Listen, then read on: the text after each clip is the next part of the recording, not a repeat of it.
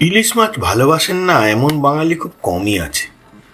ফলের রাজা যদি আম হয়, তবে মাছের রানী অবশ্যই ইলিশ।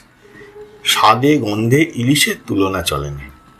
ইলিশের রান্নার কত রকমের যে পদ আছে তার কোনো শেষ নেই। তবে যত সমস্যা ইলিশের মাথা ও লেজা নিয়ে। একে ইলিশের কাঁটা বেশি, তাই অনেকে কাঁটার ভয় ইলিশ খেতেই ভয় পান। তারপর লেজায় সব থেকে বেশি। ইলিশের লেজা রান্নারও বিশেষ প্রাচীন পদ্ধতি আছে, যা আজও সমান জনপ্রিয়। বাংলাদেশের মাওয়া-ঘাটের লেজা ভর্তা তেমনই একটি অসাধারণ স্বাদে জনপ্রিয় একটি পদ। এটি জনপ্রিয় হবার কারণই হলো এতে ইলিশের মজা পাওয়া যায়, কিন্তু কাঁটার ভয় নেই, আর খুব সহজে আর খুব তাড়াতাড়ি তৈরি করা যায়। আজ ইলিশের মাথা ও লেজা দিয়ে তৈরি করব বাংলাদেশের মাওয়া-ঘাট স্টাইলে জিভে জল আনা ইলিশ ভর্তা। তাহলে শুরু করা যাক সেই অসাধারণ মাথা লেজার যুগলবন্দির ইলিশ ভর্তা। আমি এখানে একটা মাছের মাথা নিয়েছি আর একটা লেজা। তবে লেজাটা আগেই ভাজা হয়েছিল, কিন্তু কেউ না খাওয়ায় সেটি রয়ে গেছে, তাই এই দুটো দিয়েই ভর্তা বানাবো। লেজাটা তুলে রাখলাম যেহেতু এটা ভাজা আছে। মাথাটাতে একটু লবণ, একটু লঙ্কা গুঁড়ো, একটু হলুদ গুঁড়ো দিয়ে মাখিয়ে নেব। রেখে দেওয়ার প্রয়োজন নেই।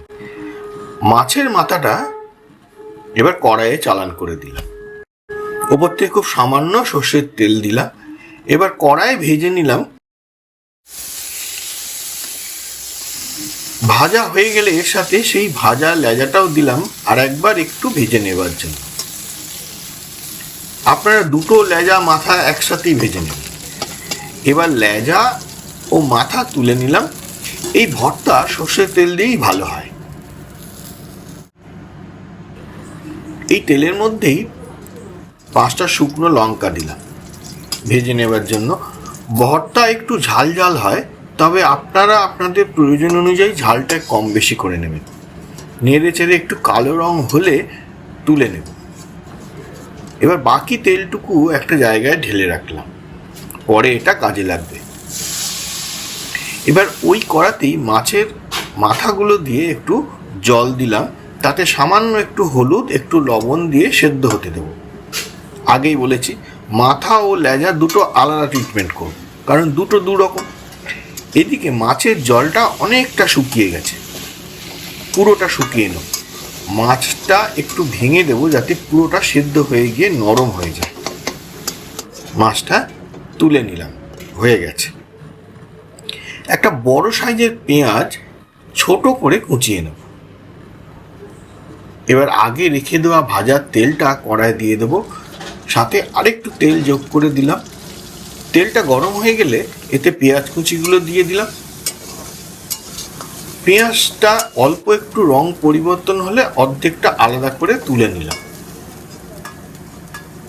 বাকিটা আর একটু ভেজে নেব, তবে একদম বেরেস্তার মতো করে ভাজবেন না।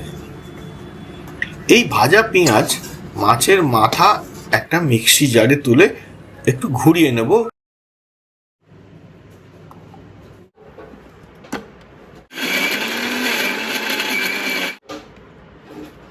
দেখুন, মাছের মাথা একটা পেস্ট হয়ে গেছে, তবে কিছু শক্ত অংশ তখনও থাকতে পারে, সেগুলো তুলে ফেলে দিন। ভাজা মাছের লেজা থেকে কাঁটাগুলো বেছে ফেলতে হবে। এটা একটু ধৈর্য ধরে করে নিতে হবে। পুরোটা বাছা হয়ে গেছে, দেখুন এতে একদম আর কাঁটা নেই।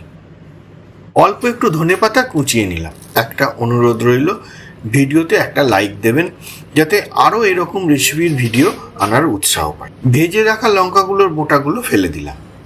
একটা ছোট্ট টিপস এখানে, এতে অল্প একটু লবণ দিন। লবণ দিলে এটাতে মাখতে সুবিধা হবে। লঙ্কাগুলো মেখে নিলাম।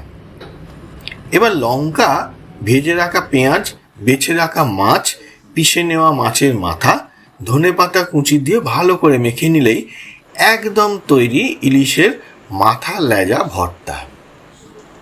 এখানে একটা ছোট্ট টিপস, চাইলে সামান্য একটু কাঁচা সর্ষের তেল দিতে পারেন।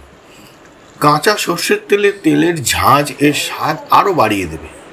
আর একটা কথা, আমি এখানে ভাজা পেঁয়াজ কুচি ব্যবহার করেছি। আপনারা চাইলে ভাজার পরিবর্তে কাঁচা পেঁয়াজ কুচি ব্যবহার করতে পারেন। সাধারণ স্বাদের এই রেসিপিটা একবার করে আমাকে জানাবেন। লাঞ্চে ভাতের সাথে এই ইলিশের ভর্তা জাস্ট অসাধারণ। আজ এই পর্যন্ত, নমস্কার।